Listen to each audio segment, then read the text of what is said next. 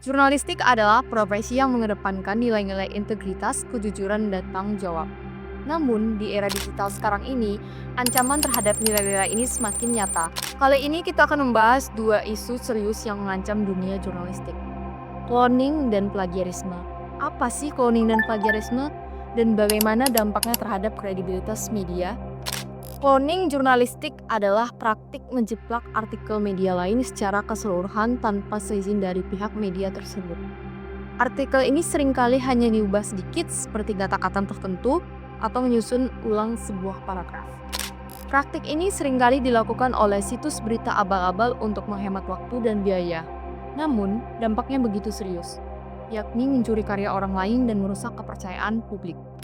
Plagiarisme adalah tindakan menjiplak karya orang lain tanpa kredit, seperti mencuri kutipan, data, atau ide tanpa menyebutkan sumbernya. Meskipun terlihat sama, plagiarisme berbeda dari cloning. Plagiarisme lebih berfokus pada elemen tertentu dari karya, sedangkan cloning mencuri aspek keseluruhan artikel. Cloning dan plagiarisme bukan hanya masalah bagi jurnalis atau media, tetapi juga menjadi tantangan bagi masyarakat. Salah satu cara masyarakat dapat membantu adalah dengan lebih selektif dalam memilih sumber informasi. Hindari membaca atau membagikan berita dari media yang tidak kredibel. Masyarakat juga bisa melaporkan konten yang diduga hasil plagiarisme atau cloning ke platform media sosial atau otoritas terkait. Ini adalah langkah kecil, tetapi sangat berarti untuk mendukung jurnalistik yang berintegritas. Pada akhirnya, kesadaran kolektif adalah kunci.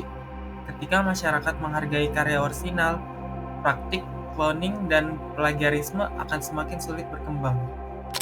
Pada Januari 2024, di Kabupaten Bone, beberapa jurnalis melaporkan beberapa media ke pihak kepolisian atas dugaan pelanggaran plagiarisme atas karya yang mereka bikin.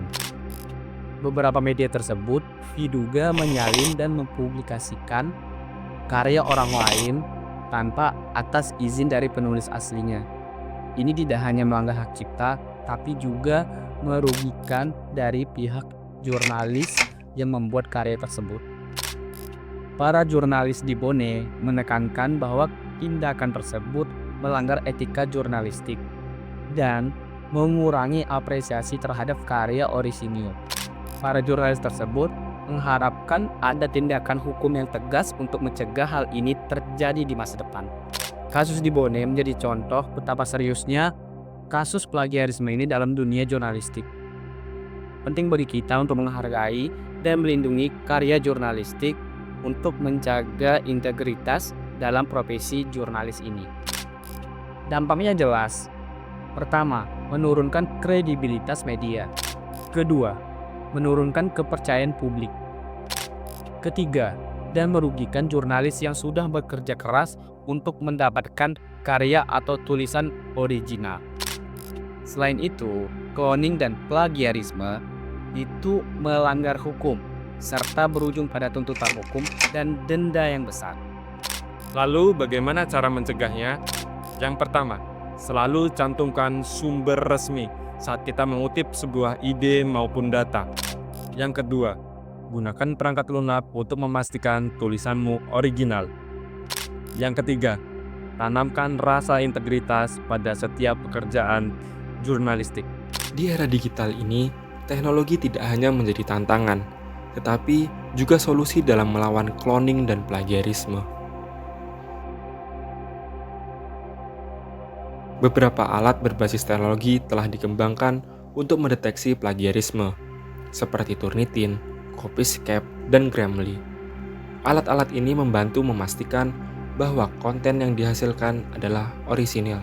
Selain itu, teknologi blockchain mulai digunakan untuk melindungi hak cipta. Dengan blockchain, setiap karya jurnalis dapat diberi tanda tangan digital yang unik, sehingga lebih sulit untuk disalin tanpa izin. Namun teknologi hanyalah alat.